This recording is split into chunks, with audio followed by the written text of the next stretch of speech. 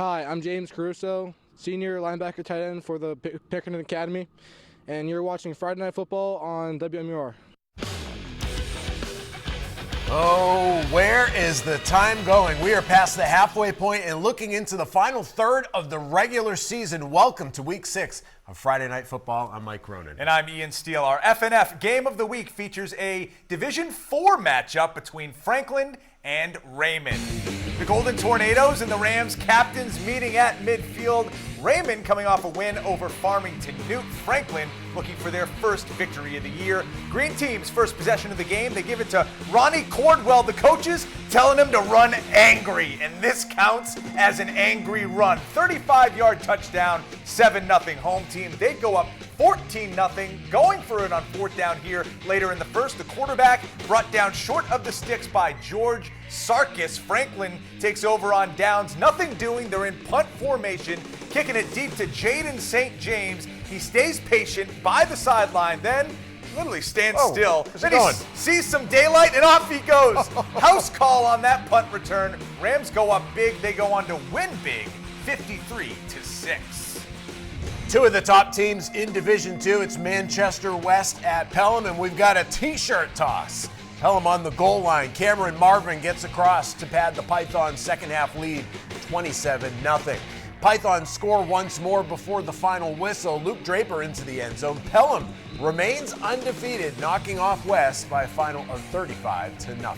Other scores in Division II, Kennett beats Bow 47-16. Hanover back to 500, knocking off John Stark 34-6. Conval takes down Hollis Brookline 33-14. Kingswood shuts out Merrimack Valley 34-0. And rounding out the D2 scores is a rivalry game between Milford and Souhegan. Souhegan 6-0, beating the Spartans 35-7. Ryland Rodalunas rushing for 323 yards and 4 touchdowns.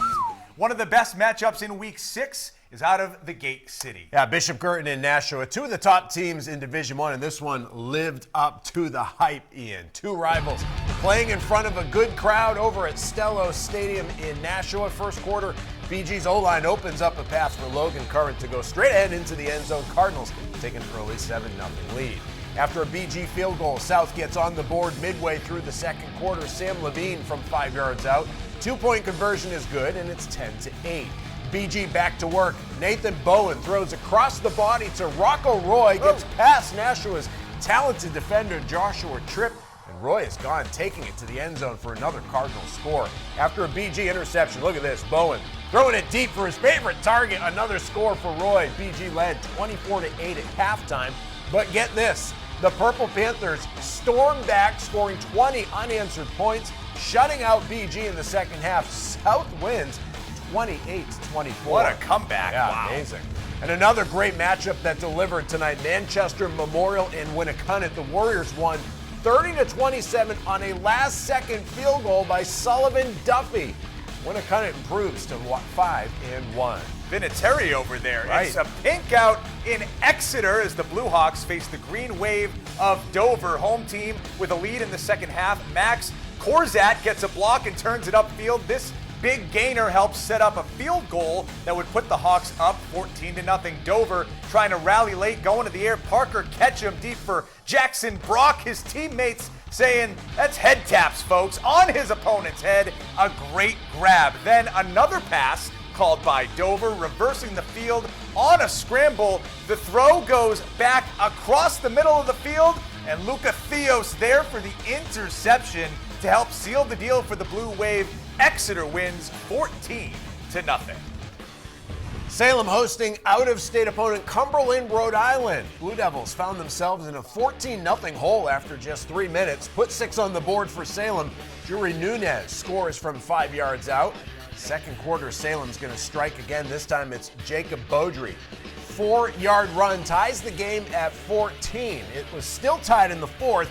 Nunez scores his second TD of the night, a 9-yard rush, and Salem with a comeback victory, 21-14.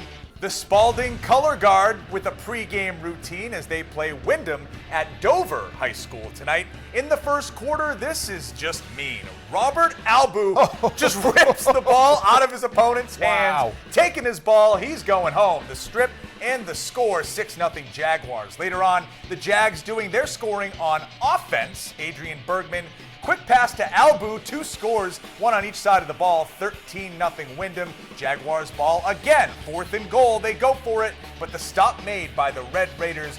Wesley Chesser at the bottom of that pile. Despite that effort, Wyndham gets the win, improving to 4-1, 35-6. More Division I scores now. Bedford takes down Nashua North 35-0. Timberlane beats Goffstown 29-14. Matt Fitzgerald with 2 touchdown passes to Mikey Senasuso. After losing 3 straight, Londonderry has back-to-back wins, beating Manchester Central 46-21.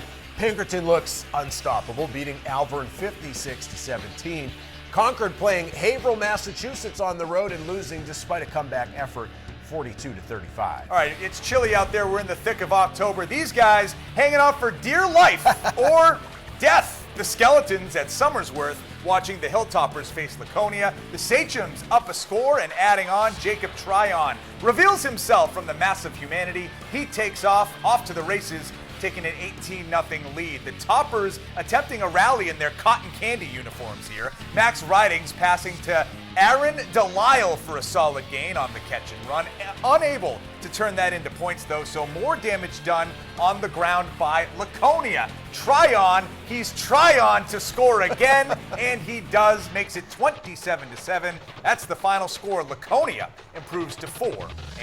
I love those uniforms. I think those are great. One more score from Division III. Lebanon beats Kearsarge by 10, 16-6. A reminder, you can watch all of our Friday night football shows on our website, WMUR.com. Click on sports. You can also watch on our mobile app. Ian, I don't know where the season is going, but we're already looking at the final 3 weeks of the regular season. This is really where these teams are going to have to make it or break it. Some of them, they're on the bubble as they compete for playoff Absolutely. spots. I'm looking toward the playoffs and the postseason. Like you mentioned, Londonderry ripping off a couple of wins, and they were in the state championship last year. Can they keep that momentum going after a slow start to the season and maybe get back to the title game? And also, we were in Raymond earlier today. They went to the D4 title game. That game didn't go as well as they wanted, but they're looking for revenge and trying to get back there as well. And we see Pinkerton, we see Bedford still doing their thing. Are they going to meet in the playoffs? We'll see. But gearing up to be an exciting final 3 weeks of the regular season, Ian. Good stuff. Absolutely, it is. All right, looking ahead to next week's FNF Game of the Week, it's 2 of the top teams in Division II. Pelham at Trinity. As we said, only 3 weeks remain in the regular season.